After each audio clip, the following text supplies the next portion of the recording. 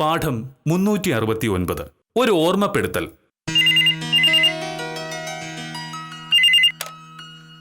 Hello, അതെ, ഉണ്ട്, കൊടുക്കാം. മോഹനേട്ടാ, ഫോൺ. ഇപ്പൊ വരുവേ, ആഫീസിൽ പോയി ഇറങ്ങ. അതെ, അതൊക്കെ ശരിയാ. പക്ഷേ മോഹനേട്ടന്റെ സ്വഭാവം അറിയാലോ, ഒരു നിമിഷം പോലും വെറുതെ ഇരിക്കാനാവില്ല. താലൂക്ക് ഓഫീസിൽ സഹദേവൻ സാറ്, ഞാൻ കൊടുക്കാമേ. ഹലോ, സഹദേവ. ഞാൻ രാവിലെ ഓഫീസിലേക്ക് ഇറങ്ങാ. വെറുതെ ഇവിടെ ഇരിക്കുന്ന എന്തിനാ? അത് മാത്രമല്ല, ഓഫീസില് സ്വയംപ്രഭ ഒറ്റയ്ക്കല്ലേ ഉള്ളൂ. ഇല്ല, കൈയുടെ വേദന കുറഞ്ഞു, 2 ദിവസം കെട്ടിരിക്കാന്നാ പറഞ്ഞിരിക്കുന്നത്. ശരി ശരി. അവരൊക്കെ പറയുന്നതിൽ കാര്യമില്ല മോഹനേട്ടാ. ഈ കൈയും വെച്ച് മോഹനേട്ടൻ ഓഫീസിൽ പോകേണ്ട കാര്യം എന്താണ്? ഇന്നും നാളെയും കൂടെ റെസ്റ്റ് എടുത്താൽ അത്രയും നല്ലതാണ്. അങ്ങനെയല്ല ഭാമേ, ഓഫീസിൽ സ്വയംപ്രഭ ഒറ്റയ്ക്കല്ലേ ഉള്ളൂ. ഞാൻ കൂടി ഉണ്ടെങ്കിൽ കഴിയുന്നിടത്തോളം ജോലി നടക്കുമല്ലോ. അതൊന്നും അല്ല കാര്യം. സ്വയംപ്രഭ ഒറ്റയ്ക്കേ ഉള്ളൂ. ഇലക്ഷൻ ഡ്യൂട്ടിയുടെ തിരക്കായതുകൊണ്ട് വില്ലേജ് ഓഫീസിൽ ഒന്നും നടക്കില്ല എന്ന് കരുതി നാട്ടുകാരും ഒരാവശ്യത്തിനും കയറി വരാനും പോകുന്നില്ല. അപ്പോൾ പ്രത്യേകിച്ച് ഒരു ജോലിയും ചെയ്യാതെ രാവിലെ മുതൽ വൈകിട്ട് വരെ സ്വയംപ്രഭയും പഞ്ചായത്ത് അടിച്ച് അവിടെ അങ്ങനെ ഇരിക്കാം. നിനക്ക് ശരിക്കും അങ്ങനെ തോന്നുന്നുണ്ടോ? ഉണ്ട്. എങ്കിൽ അത് തന്നെ എന്റെ ഉദ്ദേശം. ആയിക്കോട്ടെ, എനിക്കതിനകത്ത് വിരോധമൊന്നുമില്ല. പക്ഷേ രാവിലെ മുതൽ വൈകുന്നേരം വരെ ഈ സാറിന്റെ പ്രഭാഷണം സഹിക്കേണ്ടി വരുന്ന സ്വയംപ്രഭയെ കുറിച്ച് എനിക്ക് സഹതാപമുണ്ട്. ഒന്നെങ്കിൽ ഇന്ന് സ്വയംപ്രഭ രാജിവെക്കും, അല്ലെങ്കിൽ ആത്മഹത്യ. എന്റെ മോഹനേട്ടാ, എന്നെ പോലെ ഒന്നുമല്ല മറ്റു പെൺകുട്ടികള്. അവർക്ക് ഈ ആദർശ പ്രസംഗവും ഉപദേശവും ഒന്നും ഇഷ്ടപ്പെടില്ല. എനിക്കും അതത്ര ഇഷ്ടമായിട്ടൊന്നും അല്ല. പക്ഷെ ഗതികേടുകൊണ്ട് സഹിക്കണം, അത്ര തന്നെ. എനിക്കറിയാം. ഇതുകൊണ്ടാണ് നാട്ടിലെ പെണ്ണുങ്ങളൊന്നും രക്ഷപ്പെടാത്തത്. ഏതെങ്കിലും ഒരു പെണ്ണിനോട് ഒരു സാരി കാണിച്ചിട്ട് ഇതിന് എത്ര രൂപയാ വില എന്ന് ചോദിച്ചാൽ കൃത്യമായിട്ട് പറയും. സ്വർണത്തിന്റെ വില ചോദിച്ചാൽ കടുകിട തെറ്റില്ല. ഒരു പൈങ്കിളി സീരിയലിന്റെ കഥ ചോദിച്ചാൽ കൃത്യമായിട്ട് പറഞ്ഞു തരും. പക്ഷേ സ്വന്തം മണ്ഡലത്തിലെ സ്ഥാനാർത്ഥികൾ ആരൊക്കെയെന്ന് ചോദിച്ചാൽ അറിയില്ല. ചുരുക്കത്തിൽ വലിയ കാര്യങ്ങളൊന്നും അറിയില്ല. അതുകൊണ്ട് തന്നെ വിവരവും ഇല്ല. അത്രേ കാണൂ.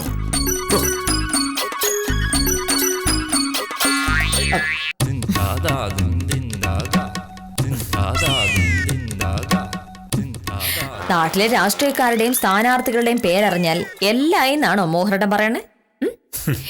മോഹനേട്ടന്റെ വർത്താനം കേട്ടിട്ടുണ്ടെങ്കിൽ രാഷ്ട്രീയ റവന്യൂ വകുപ്പാണ് എല്ലാം എന്ന് തോന്നും. ഒരു രാജ്യത്തെ ഏറ്റവും പ്രധാനപ്പെട്ട കാര്യം ആ രാജ്യത്തെ രാഷ്ട്രീയമാണ്. അത് സമ്മതിക്കാൻ നിനക്ക് മടിയുണ്ടാവും, പക്ഷേ അതാണ് സത്യം. കമ്പ്യൂട്ടറും മൊബൈൽ ഫോണും വില കൂടിയ കാറുമാണ് എല്ലാം എന്ന് കരുതുന്ന നിങ്ങളെപ്പോലുള്ളവർക്ക് രാഷ്ട്രീയത്തോടോ രാഷ്ട്രീയക്കാരോടോ ബഹുമാനം ഉണ്ടാവില്ല. ചുമ്മാതല്ലോ, എവിടെ തിരിഞ്ഞു നോക്കിയാലും അഴിമതിയും പക്ഷപാതിത്വവും വിലക്കയറ്റവുമാണ് ആളുകൾ കാണുന്നത്. രാഷ്ട്രീയക്കാരുള്ള വിശ്വാസം പിന്നെ എങ്ങനെ പോവാതിരിക്കാനാണ്? നീ പറയുന്നത് കേട്ടാൽ രാഷ്ട്രീയക്കാർ മാത്രമാണ് അഴിമതിക്കാരെന്ന്. അഴിമതിക്കാരായ ജഡ്ജിമാർ എത്രയുണ്ട്? സർക്കാർ ഉദ്യോഗസ്ഥർ എത്ര പേരുണ്ട്? അവരുടെയൊക്കെ അഴിമതിയേക്കാൾ വലുതായി രാഷ്ട്രീയക്കാരുടെ അഴിമതി ഉയർത്തിക്കാട്ടുന്നത് തന്നെ രാഷ്ട്രീയത്തിന്റെ പ്രാധാന്യം കൊണ്ടാണ്. രാഷ്ട്രീയക്കാർ കാരണമാണ് വിലക്കയറ്റം ഉണ്ടാകുന്നത് എന്ന് ഞാൻ സമ്മതിക്കാം. പക്ഷേ വേറെ ആരെങ്കിലും വിചാരിച്ചാൽ വില കുറയ്ക്കാൻ പറ്റുമോ? നീ വിചാരിച്ചാൽ പറ്റുമോ?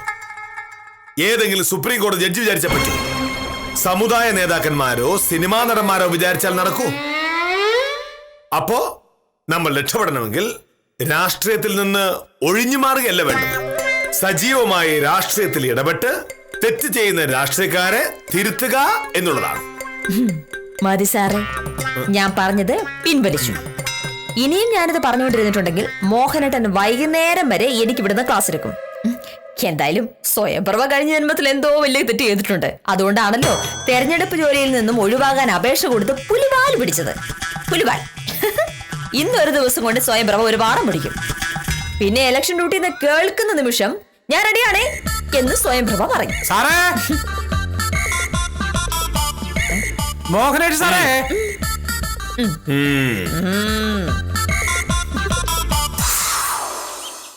നമസ്കാരം സാർ.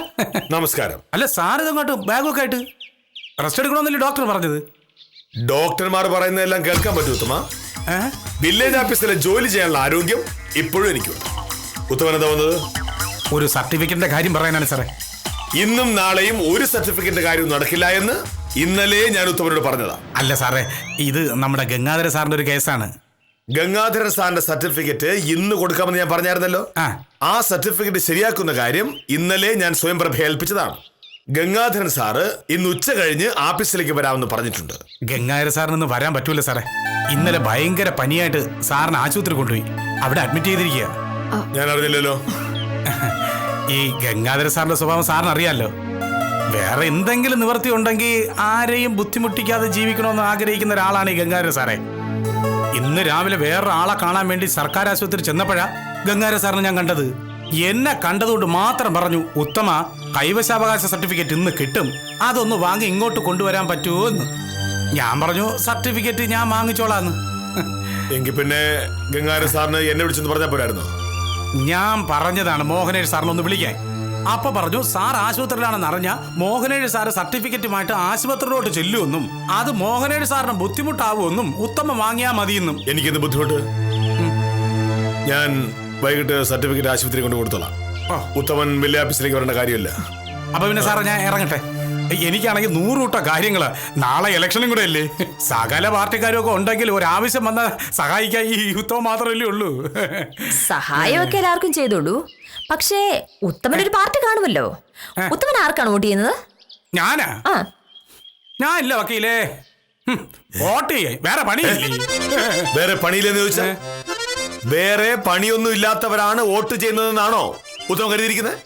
അങ്ങനെയല്ല സാറേ, ആർക്ക് വോട്ട് ചെയ്താലും നമുക്ക് ജീവിക്കണമെന്നുണ്ടെങ്കിൽ നമ്മൾ പണിയെടുത്തല്ലേ പറ്റൂ. ഓഹോ, അപ്പോ പണിയെടുക്കാതെ ജീവിക്കാനുള്ള അവസരത്തിന് വേണ്ടിയിട്ടാണോ ഉത്തമൻ വോട്ട് ചെയ്യുന്നത്? ആളുകൾ പറയും എനിക്ക് രാഷ്ട്രീയത്തിൽ താല്പര്യമില്ല, എല്ലാ പാർട്ടിക്കാരും കള്ളന്മാരാണ്, ആര് ജയിച്ചാലും നമുക്ക് ഗുണമില്ല എന്നൊക്കെ. ഇത് ഒളിച്ചോട്ടമാണ്. ജനാധിപത്യത്തിൽ പൗരനാണ് ഏറ്റവും വലുത്. ആ പൗരൻ അവന്റെ ഉത്തരവാദിത്തങ്ങൾ ശരിയായി ചെയ്യാതിരിക്കുമ്പോഴാണ് രാഷ്ട്രീയക്കാർ മോശമാകുന്നത്. ജനങ്ങൾ തങ്ങളെ കൃത്യമായി ശ്രദ്ധിക്കുന്നുണ്ടെന്നും ജനങ്ങളുടെ താല്പര്യത്തിനെതിരായി പ്രവർത്തിച്ചാൽ തോൽപ്പിച്ചു കളയുമെന്നും ബോധ്യപ്പെട്ടാൽ രാഷ്ട്രീയക്കാർ മര്യാദക്കാരാവും. ഇതൊക്കെ പറയാനേ കൊള്ളാവൂ സാറേ, ഒരിക്കലും നടക്കൂല. നടക്കും. ഒരു സമൂഹത്തിന് ആ സമൂഹം അർഹിക്കുന്ന സർക്കാരിനെ കിട്ടൂ എന്ന് ബെർണാഡ് ഷാ പറഞ്ഞിട്ടുണ്ട്.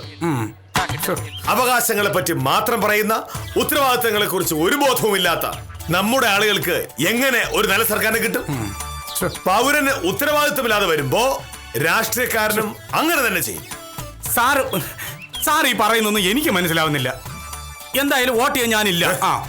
ഉത്തമ, സ്വാതന്ത്ര്യത്തിനു വേണ്ടി നൂറ്റാണ്ടുകൾ സമരം ചെയ്ത ഒരു രാജ്യമാണ് നമ്മുടേത്. ആ സമരത്തെ പറ്റിയും ഇന്ത്യൻ സ്വാതന്ത്ര്യത്തെ പറ്റിയും ഒക്കെ നമ്മൾ വലിയ വായിൽ വർത്താനം പറയാറുമുണ്ട്.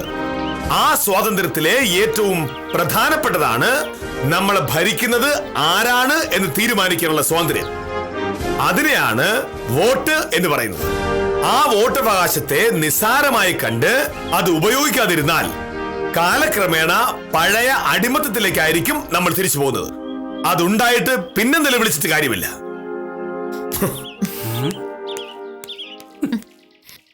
ഉത്തമനല്ലാതെ ആരെങ്കിലും മോഹനേട്ടന് മുന്നിൽ വെച്ച് വോട്ട് ചെയ്യില്ലെന്ന് പറയൂ? അടി കിട്ടാത്ത ഭാഗ്യം. സാർ ഇത്ര സീരിയസ് ആയി കളയുമെന്ന് ഞാൻ വിചാരിച്ചില്ല. അപ്പൊ ഞാൻ വരട്ടെ വക്കീലേ. ഇനിയിപ്പോ എന്തായാലും വോട്ട് ചെയ്ത് കളയാം. വോട്ട് ചെയ്യാത്തത് കൊണ്ട് ഒരു കാര്യം നടത്തി തരൂല എന്ന് മോഹനേട്ടൻ സാർ പറഞ്ഞാ ഞാൻ പെട്ടുപോയില്ലേ. മറ്റന്നാ രാവിലെ വരുമ്പോ വിരലിൽ മഷിയടയാളം ഉണ്ടോ നോക്കിയാലോ? ഓ ശരി.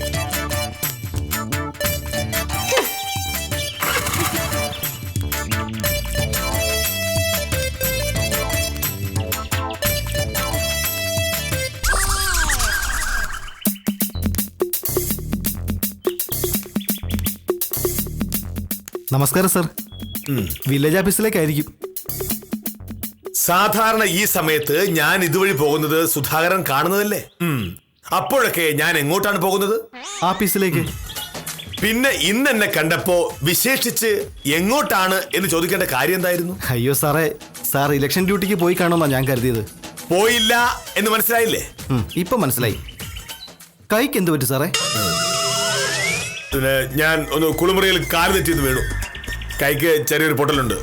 അതുകൊണ്ട് ഇലക്ഷൻ ഡ്യൂട്ടിക്ക് പോകാൻ പറ്റില്ല. ശരിക്കും വീണതാണോ അതോ ഇലക്ഷൻ ഡ്യൂട്ടിക്ക് പോകാൻ മടിച്ച് കയ്യിലൊരു കെട്ടുമായിട്ട് ഇറങ്ങിയതാണോ? സുധാകര, ആ,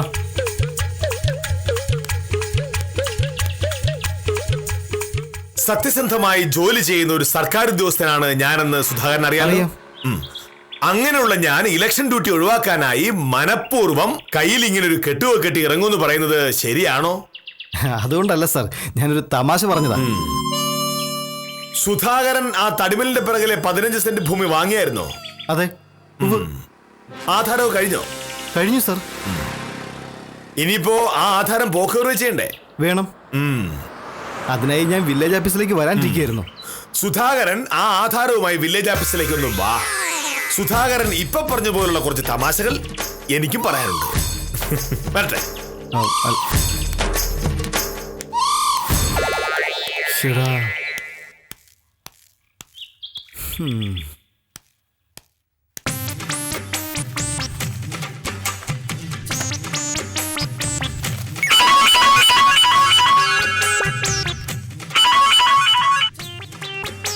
ഹലോ.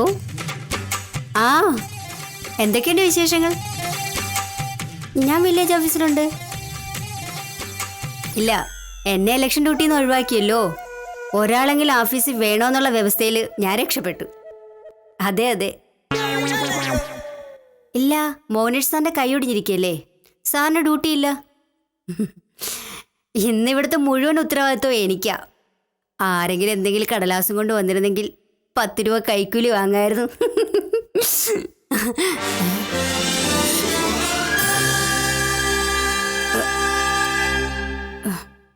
ഞാൻ പിന്നീട് വിളിക്കേ.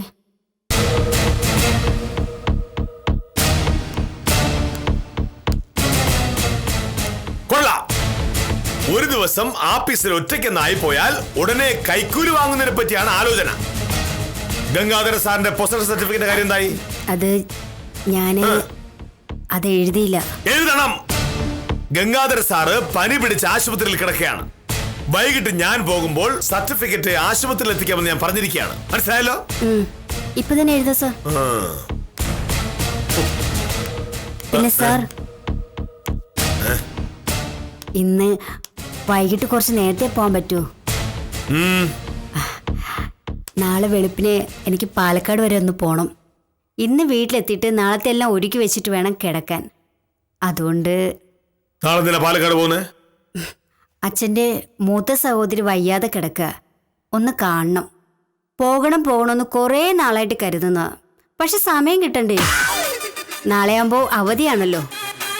നാളെ അവധി ആയതുകൊണ്ട് അപ്പോ സ്വയംപ്രഭയ്ക്ക് വോട്ട് ചെയ്യണ്ടേ? ഓ, എന്തോട്ട് സാറേ, എന്റെ ഒരു വോട്ട് കുറഞ്ഞ ഇവിടെ എന്തുണ്ടാവാനാ? കൊള്ളാം. ഉത്തരവാദിത്വ ബോധമുള്ള ഒരു സർക്കാർ ഉദ്യോഗസ്ഥ. സ്വയംപ്രഭയെ പോലെ ഒരു വോട്ട് മാത്രമുള്ള 10-70 കോടി വോട്ടർമാരുണ്ട് ഈ രാജ്യത്ത്. സ്വയംപ്രഭ പറഞ്ഞതുപോലെ അവരൊക്കെ എന്റെ ഒരു വോട്ട് കൊണ്ട് എന്താകാനാ എന്ന് ചോദിച്ചാലോ? പ്രഭേ, എല്ലാ വോട്ടിനും ഒരേ മൂല്യമാണ്. നമ്മൾ ചെയ്യുന്ന വോട്ട് വിധി നിർണായകമാകുന്നുണ്ടോ എന്ന് ചോദിച്ചാൽ ഉണ്ട് എന്ന് തന്നെയാണ് അർത്ഥം. സത്യത്തിൽ വോട്ട് ചെയ്യാതിരിക്കുന്നത് ഗുരുതരമായ ഉത്തരവാദിത്തമില്ലായ്മ തന്നെയാണ്. ഇവിടെ ഏതെങ്കിലും ഒരു സ്ഥാനാർത്ഥി ഒരു വോട്ടിനാണ് ജയിക്കുന്നെങ്കിൽ ഞാൻ ഉത്തരവാദിത്തം ഏറ്റെടുക്കാം. തീർന്നില്ലേ പ്രശ്നം? ഒരു വോട്ടിന് ഒരു സ്ഥാനാർത്ഥി ജയിച്ചാൽ അതിന്റെ അർത്ഥം സ്വയംപ്രഭ ഒരാൾ കാരണം ഒരു മണ്ഡലത്തിന്റെ ജനവിധി തന്നെ മാറിപ്പോയെന്നാണ്. പ്രഭേ, ഒരു പൗരൻ എന്ന നിലയിൽ നമുക്കുള്ള ഏറ്റവും വലിയ അവകാശമാണ് നമ്മുടെ ഭരണാധികാരികളെ നമുക്ക് തന്നെ നിശ്ചയിക്കാനുള്ള അവകാശം. അത് കളഞ്ഞു കുളിക്കുന്നത് രാജ്യസ്നേഹമില്ലാത്ത കുറ്റമാണ്.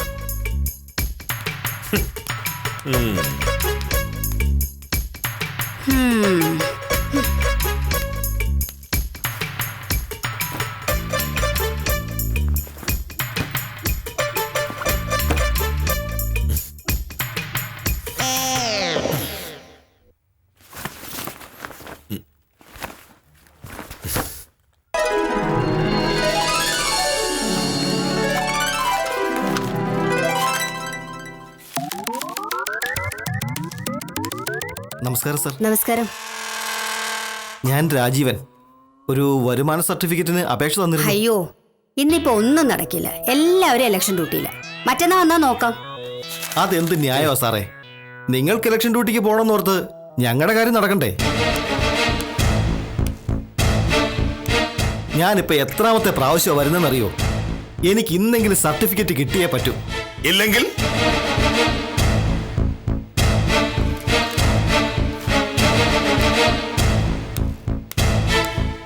അനിയൻ എന്താ പറഞ്ഞത്? ഞങ്ങൾ ഇലക്ഷൻ ഡ്യൂട്ടിക്ക് പോയതിന്റെ പേരിൽ നിങ്ങളുടെ കാര്യങ്ങൾ മുടങ്ങാൻ പാടില്ലെന്നോ? ഞങ്ങൾ ആർക്കു വേണ്ടിയാണ് ഇലക്ഷൻ ഡ്യൂട്ടിക്ക് പോകുന്നത്? ഞങ്ങൾക്ക് വേണ്ടി മാത്രമാണോ? നിങ്ങൾ പോകുന്നത് സർക്കാരിന് വേണ്ടിയായിരിക്കും. ഈ സർക്കാർ ഞങ്ങളുടേത് മാത്രമാണോ? അനിയൻ്റെതല്ലേ? ഇവിടെ ഞങ്ങളെന്തോ സിനിമയ്ക്ക് പോയെന്നോ ചീട്ട് കളിക്കാൻ പോയെന്നോ കള്ളു കുടിക്കാൻ പോയെന്നൊക്കെ പറയ പോലാണല്ലോ ഇലക്ഷൻ ഡ്യൂട്ടിക്ക് പോയിരിക്കുകയാണെന്ന് പറയുന്നത്. ഇലക്ഷൻ ഡ്യൂട്ടിക്ക് ഞങ്ങൾ പോയില്ലെങ്കിൽ എങ്ങനെ ഇലക്ഷൻ നടക്കും? ഇലക്ഷൻ നടക്കണമെന്ന് എനിക്ക് ഒരു നിർബന്ധവും. പിന്നെ നിങ്ങൾക്കൊക്കെ എന്താ നിർബന്ധമുള്ളത്? രാവിലെ എഴുന്നേറ്റ് കുളിച്ച് ഭക്ഷണം കഴിച്ച് മേക്കപ്പ് ഇട്ടങ്ങ് ഇറങ്ങി നടക്കും. വിശക്കുമ്പോ ഭക്ഷണം വേണം, യാത്ര ചെയ്യാൻ റോഡ് വേണം, വണ്ടി വേണം, ഫോൺ വേണം, കറണ്ട് വേണം, കമ്പ്യൂട്ടർ വേണം, വൈകിട്ട് കുടിക്കാൻ കള്ള് വേണം. ഇത്രയും മതി. ജനാധിപത്യം വേണ്ട, ഇലക്ഷൻ വേണ്ട, സർക്കാർ വേണ്ട. സ്വയംപ്രഭേ, ഈ അനിയന്റെ പേരെന്താ പറഞ്ഞത്? രാജീവൻ. ആ, അപ്പോ രാജീവൻ പോയിട്ട് വരട്ടെ. സർട്ടിഫിക്കറ്റ് എപ്പോ കൊടുക്കണമെന്ന് ഞാൻ പറയും. അത് കൊള്ളാം. വാശിക്ക് സർട്ടിഫിക്കറ്റ് തരാതിരിക്കാനാണ് പരിപാടിയെങ്കിൽ ഞാൻ പരാതിപ്പെടും. എവിടെ? തഹസിൽദാരുടെ അടുത്ത്. തഹസിൽദാരും ഇങ്ങനെ തന്നെയാണ് പറയുന്നെങ്കിലോ? മന്ത്രിയുടെ അടുത്ത് പരാതിപ്പെടും. അപ്പോ മന്ത്രിയെ പറ്റി ഞാൻ കണ്ടിട്ടുണ്ട്. ഇലക്ഷനിൽ താല്പര്യമില്ലാത്ത നിങ്ങൾക്ക് ഇലക്ഷനിലൂടെ തിരഞ്ഞെടുക്കപ്പെടുന്ന മന്ത്രിയോട് താല്പര്യമുണ്ട്. അപ്പോ അനിയൻ പരാതിയെ കൊടുത്തിട്ട് വാ. സർട്ടിഫിക്കറ്റ് തരാൻ കെ മോഹനേശന് മനസ്സില്ല. ജനാധിപത്യത്തിൽ താല്പര്യമില്ലാത്തവർക്ക് എന്നെ പോലുള്ള സർക്കാർ ഉദ്യോഗസ്ഥന്മാരുടെ അഹങ്കാരവും സഹിക്കേണ്ടി വരും. അനിയൻ ചെല്ല്, ഇറങ്ങ. സാർ, അത്രയും പറയണ്ടായിരുന്നു. പറയാതെ പിന്നെ സ്വയംപ്രഭേ, വന്ന് ഇതൊരു ഫാഷൻ ആയിരിക്കാം. ജനാധിപത്യത്തിൽ താല്പര്യമില്ല, ഇലക്ഷനിൽ താല്പര്യമില്ല, താല്പര്യമുള്ളവരോട് പുച്ഛവും. അയാൾ പരാതിപ്പെട്ടാലോ? തഹസിൽദാരോട് ഞാൻ പറഞ്ഞോളാം. ഗംഗാധര സാറിന്റെ സർട്ടിഫിക്കറ്റ് എഴുതിയോ? എഴുതി സാർ. അപ്പോ ഇന്നൊരു ദിവസം വഴിയിൽ കണ്ടവരെയും ആപ്പീസിൽ വന്നവരെയും മുഴുവനും തെരഞ്ഞെടുപ്പിന്റെ പ്രാധാന്യത്തെക്കുറിച്ച് പഠിപ്പിച്ചു. സത്യത്തിൽ മോഹനേട്ടൻ ഇങ്ങനെ വില്ലേജ് ഓഫീസർ മാത്രമായിരിക്കേണ്ട ആളല്ല. കുറഞ്ഞപക്ഷം ഒരു തെരഞ്ഞെടുപ്പ് കമ്മീഷനെങ്കിലും ആയിരിക്കേണ്ട ആളായിരുന്നു. നിനക്ക് തമാശ. പക്ഷേ ഇവരൊക്കെ പറയുന്ന ഈ വിവരക്കേട് കേൾക്കുമ്പോ എനിക്ക് ദേഷ്യം വരും ഭാമേ. തെരഞ്ഞെടുപ്പിന്റെ പ്രാധാന്യം മനസ്സിലാക്കാതെ ഒരു ജനാധിപത്യ രാജ്യത്ത് എങ്ങനെ ജീവിക്കും? അത് പോട്ടെ, ആളുകൾക്ക് അതൊക്കെ ഒരു ദിവസം മനസ്സിലായിക്കോളൂ. ഇപ്പൊ നമുക്ക് ആശുപത്രി പോയി ഗംഗാധര സാറിനെ ഒന്ന് കാണാം. തീരെ വയ്യുന്നല്ലേ ഉത്തമൻ പറഞ്ഞത്. സാറിന്റെ കൈവശമായ സർട്ടിഫിക്കറ്റ് ഞാൻ കൊണ്ടുവന്നിട്ടുണ്ട്. ആ ഒരു സർട്ടിഫിക്കറ്റ് മാത്രമായിട്ട് ഒപ്പിട്ടത് സ്വയംപ്രഭയ്ക്ക് ഒരു നീരസമുണ്ട്. ഗംഗാധര സാർ എന്താവശ്യപ്പെട്ടാലും ഞാൻ ചെയ്യും എന്നാണ് സ്വയംപ്രഭ പറയുന്നത്. അത് സത്യമല്ലേ? ഇതുവരെ ഗംഗാധര സാർ ആവശ്യപ്പെട്ട എന്തെങ്കിലും കാര്യം മോഹനോട് ചെയ്യാതിരുന്നിട്ടുണ്ടോ? അതെന്തുകൊണ്ടാ? ഒന്നാമത്, അർഹതയില്ലാത്ത ഒരാവശ്യത്തിനു വേണ്ടിയും ഗംഗാധര സാർ ഇതുവരെ വന്നിട്ടില്ല. രണ്ടാമതായി, ഗംഗാധര സാർ മറ്റുള്ളവർക്കായി ജീവിതം മാറ്റിവെച്ച ആളാണ്. അപ്പോ ഞാൻ സഹായിക്കും. ഈ സമയത്ത് ഇലക്ഷൻ കാലമല്ലേ, ആരെപ്പോ കയറി വരുമെന്ന് പറയാൻ പറ്റില്ലല്ലോ.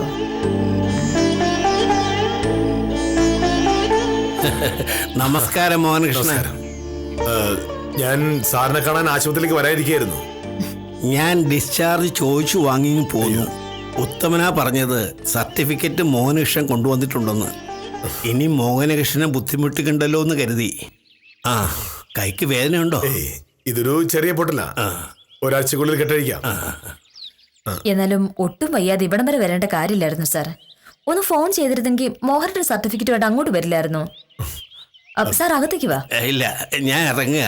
ഞാൻ വന്ന ഓട്ടോറിക്ഷ പുറത്ത് കിടപ്പുണ്ട്. സാറ് ഒരു മിനിറ്റ് നിൽക്കൂ, ഞാൻ പോരാ. ഓ, ഇപ്പൊ പനി എങ്ങനെയുണ്ട് സാർ? അത്രയ്ക്കങ്ങ് കുറഞ്ഞു എന്ന് പറയാൻ പറ്റില്ല. പക്ഷേ ഒരുപാട് ദിവസം ആശുപത്രി കിടക്കാനും പറ്റില്ല. ചെയ്യാനൊക്കെ ഒരുപാട് കാര്യങ്ങളുണ്ടേ. എന്നാലും ആരോഗ്യമില്ലാതെ പറ്റുമോ സാർ? അസുഖം വരുമ്പോ വേണ്ട ചികിത്സ ചെയ്തല്ലേ പറ്റൂ. ഇതൊക്കെ ഡോക്ടറും പറഞ്ഞതാ. പക്ഷേ ഞാൻ പോകണമെന്ന് വാശി പിടിച്ചു. തീരെ താല്പര്യമില്ലാതെ അവരെന്നെ വിട്ടത്. സത്യം പറയാലോ മോളെ, തിരിച്ച് വീട്ടിലെത്തുന്നത് മാത്രമല്ലായിരുന്നു പ്രശ്നം. നാളെ തെരഞ്ഞെടുപ്പല്ലേ, വോട്ട് ചെയ്യാതെ പറ്റുമോ? അതുകൊണ്ടാ ഞാൻ നിർബന്ധിച്ച് ഡിസ്ചാർജ് വാങ്ങിയത്. ആരോഗ്യത്തിനെക്കാട്ടിലും വലുതാണോ സാർ തെരഞ്ഞെടുപ്പ്? ഇത്തവണ പറ്റില്ലെങ്കിൽ അത് വേണ്ടെന്ന് വെക്കണമായിരുന്നു. സത്യഭാമ പറഞ്ഞത് കാര്യത്തിന്റെ ഗൗരവം ശരിക്കും മനസ്സിലാക്കിയിട്ടാണെന്നറിയില്ല. വോട്ടവകാശം കിട്ടിയതിന് ശേഷം ഇതുവരെ ഒരു തെരഞ്ഞെടുപ്പിലും ഞാൻ വോട്ട് ചെയ്യാതെ ഇരുന്നിട്ടില്ല. ഒഴിവൊഴിവ് പറഞ്ഞ് നമുക്ക് ഒഴിവാക്കാൻ പറ്റുന്നതാണോ തെരഞ്ഞെടുപ്പ്? ഇപ്പോഴത്തെ ആളുകൾക്ക് അതിലൊന്നും വലിയ താല്പര്യമൊന്നും കാണില്ല. അത് പഴയ കാര്യങ്ങൾ അറിയാഞ്ഞിട്ടാ. ഒരുപാട് സമരം ചെയ്തും കഷ്ടപ്പാടുകൾ സഹിച്ചുമാ നമ്മൾ സ്വാതന്ത്ര്യം നേടിയത്. ആ സ്വാതന്ത്ര്യം നിലനിർത്തണമെങ്കിൽ ജനങ്ങൾ ജനാധിപത്യത്തിൽ നേരിട്ട് പങ്കെടുക്കണം. ഒരു പൗരൻ എന്ന നിലയിലുള്ള നമ്മുടെ ഏറ്റവും വലിയ അവകാശമാണ് നമ്മുടെ ഭരണാധികാരികളെ നമുക്ക് തന്നെ നിശ്ചയിക്കാനുള്ള അവകാശം. ദേശസ്നേഹത്തെക്കുറിച്ച് വെറുതെ പറഞ്ഞാൽ പോരല്ലോ. Sir, certificate. ആ, ഓ, വലിയ ഉപകാരം. മോഹനകൃഷ്ണൻ എനിക്ക് വേണ്ടി ചെയ്തു തരുന്ന സഹായങ്ങൾ കൂടിക്കൂടി വരികയാ. എന്റെ ജോലിയല്ലേ സാർ ഞാൻ ചെയ്യുന്നത്. അപ്പോ ഞാൻ ഇറങ്ങട്ടെ.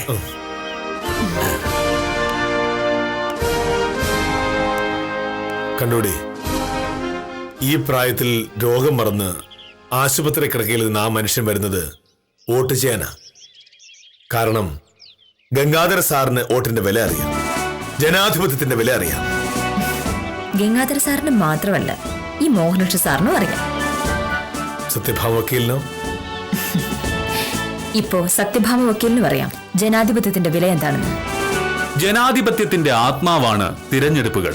വോട്ട് ഒരു അവകാശം എന്നതിലുപരി ഒരു പൗരന്റെ ഏറ്റവും വലിയ ഉത്തരവാദിത്തമാണെന്ന് മറക്കാതിരിക്കുക. തിരഞ്ഞെടുപ്പിൽ നിന്നും ഒഴിഞ്ഞു മാറുന്നവർ ജനാധിപത്യത്തിന്റെ തായ്വേരിലാണ് കത്തിവെക്കുന്നത്. നാളത്തെ പൊതു തെരഞ്ഞെടുപ്പിൽ വോട്ട് രേഖപ്പെടുത്തി ജനാധിപത്യത്തിന്റെ കാവൽക്കാരാവുക എന്ന എല്ലാ പ്രേക്ഷകരെയും ആഹ്വാനം ചെയ്തുകൊണ്ട് ഇന്നത്തേക്ക് വിടാം.